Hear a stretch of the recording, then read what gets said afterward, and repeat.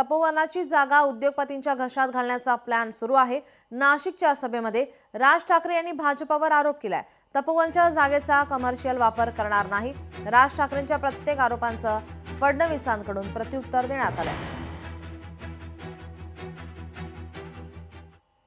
मी त्या दिवशी म्हटलं ना की ही तपोवनातली झाडं नुसती झाडं तोडणं नाहीये, हे यांचं हे सगळं अगोदर ठरतं की या उद्योगपतीसाठी ही जागा रिकामी करायची।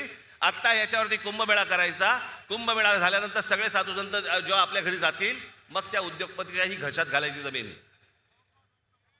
सगळं प्लॅनिंग त्यांचं सुरू असतं। या सगळ्या करता याचा उपयोग करून यातनं पैसे महानगरपालिकेला कमवता येतील म्हणून कमर्शियल उपयोग करण्याकरता माननीय राज ठाकरे साहेब महानगरपालिकेत आपली सत्ता असताना 16/4/2016 रोजी तुम्ही हा ठराव केला। त्यानंतर आमची सत्ता आली। आमची सत्ता आल्यानंतर आम्ही कमर्शियल वापर नाही केला। आम्ही त्या ठिकाणी झाडं लावली आणि झाडं लावून त्या ठिकाणी त्याला हिरवगार केलं।